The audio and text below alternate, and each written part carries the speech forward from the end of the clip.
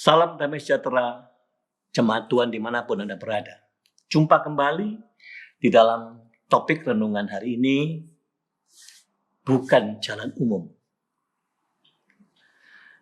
Topik ini dengan judul bukan jalan umum, ini juga menggambarkan bagaimana tuntunan kehidupan orang percaya.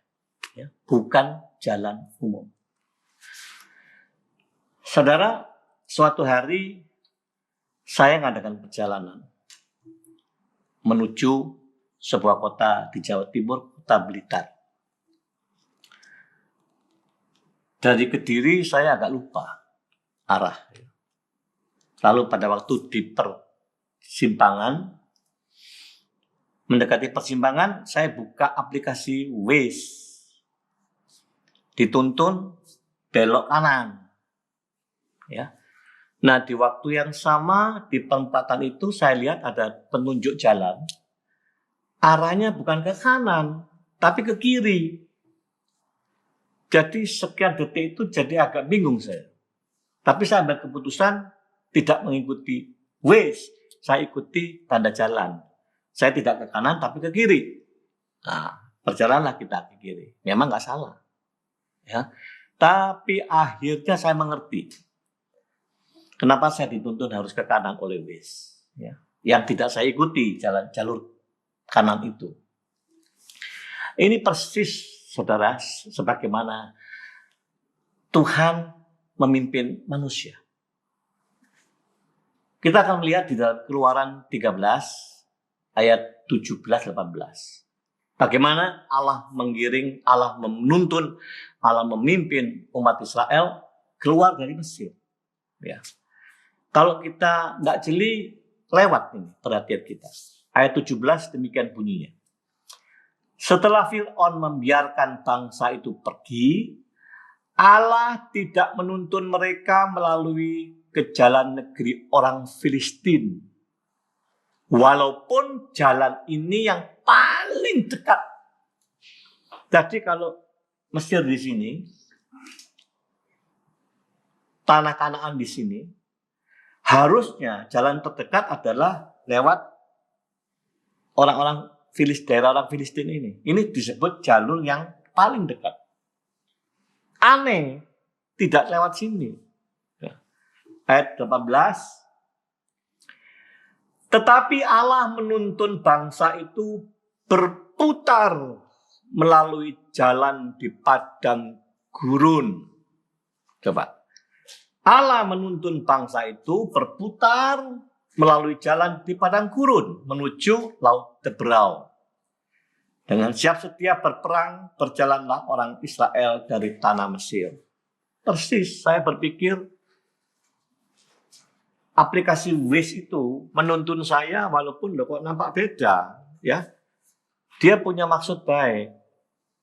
Waze itu tujuannya nuntun kita waktu itu, maksudnya baik, saya percaya saya.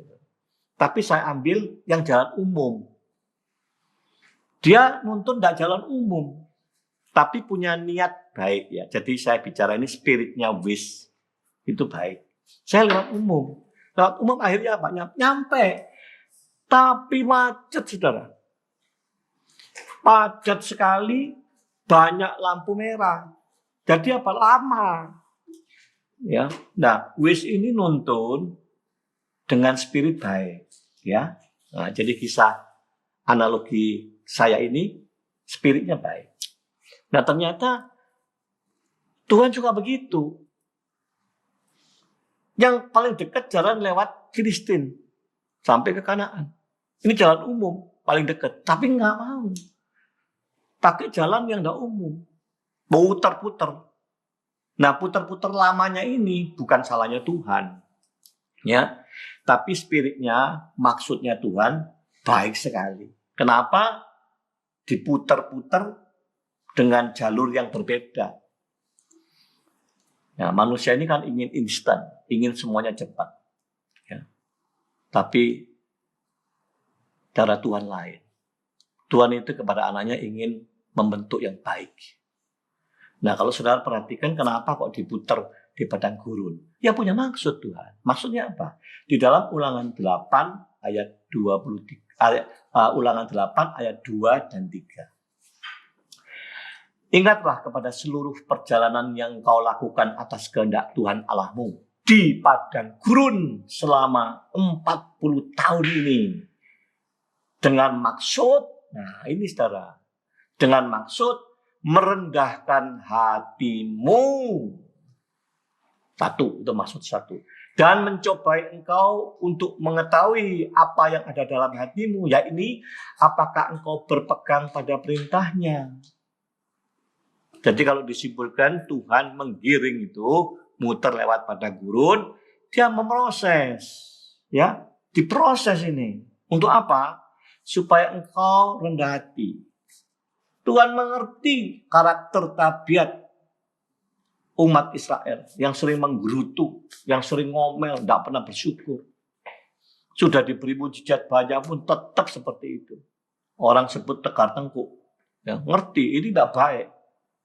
Orang kalau tidak rendah diri sombong. Ya, makanya dengan maksud supaya rendah hati. Supaya maksudnya memiliki rendah hati. Ya. Nah, rendah hati dan yang kedua supaya maksud Tuhan supaya engkau bergantung kepada Tuhan. Selama di padang gurun supaya engkau diproses bergantung kepada Tuhan sehingga tidak ada kesombongan. Saya menyadari banget, jadi maksud Tuhan memutar-mutar itu di jalur yang tidak umum punya tujuan sangat baik. Seperti wis tadi yang saya tidak ikuti, dia tujuannya baik, dia cari jalan yang nggak macet. Ya, nah ini sama. Kalau lewat jalan dekat orang Israel tabiatnya tetap seperti itu. Nah, kenapa 40 tahun? Apakah salahnya Tuhan? Apa Tuhan itu kejam keji? Tidak, saudara. Tidak. Saudara ingat proses membuat ini apa? Periuk, ya, penjunan. Itu kan terus, tanah liat itu dibentuk terus, ya. Kalau sampai retak nggak jadi, diproses lagi, terus dibentuk, mungkin dibentuk yang lain, terus begitu. Manusia begitu, semakin kau berontak terus dari rancangan kehendak Tuhan dalam proses itu, engkau akan terus lebih panjang. Ya. Apakah Tuhan sengaja membuat 40 tahun? Tidak. Tapi manusialah yang sulit dibentuk. Periuk itu juga begitu, kalau berontak artinya kau sampai retak lagi, tidak sesuai tujuannya, ya diolah lagi, dibentuk lagi. Waktunya lama lagi, panjang sekali. Tapi percayalah, waktu Tuhan di dalam proses panjang di padang gurun ini, di dalam proses pendidikan itu, Tuhan memberikan jaminan. Ingat ya, di dalam setiap proses pendidikan umat Tuhan, Tuhan menyediakan jaminan di dalam situ. Buktinya apa? Di dalam Ulangan 8 ayat 4. Selama 40 tahun, bayangin. Selama 40 tahun. Pakaianmu tidaklah menjadi buruk di tubuhmu. Dan kakimu tidaklah menjadi bengkak selama 40 tahun ini. Artinya apa? Kasut dan pakaiannya Tuhan jamin. Tuhan sediakan. Kalau makanan udah pasti jelas. Ya, jadi mari saudara, di dalam setiap perjalanan pergumulan kita, Tuhan pasti terus memperhatikan kita.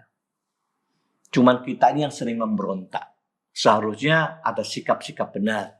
Dalam proses padang gurun itu proses tidak nyaman ya. Kita nggak bisa, jangan menyerah. Miliki spirit yang tidak gampang menyerah. Jangan putus asa. Jangan tawar hatinya. Apalagi menggerutu seperti umat Israel. Tapi percayalah, di dalam proses padang gurun, mengucap syukur dan sabarlah. Segala sesuatu ada masa, ada waktunya. Hari ini, seluruh dunia.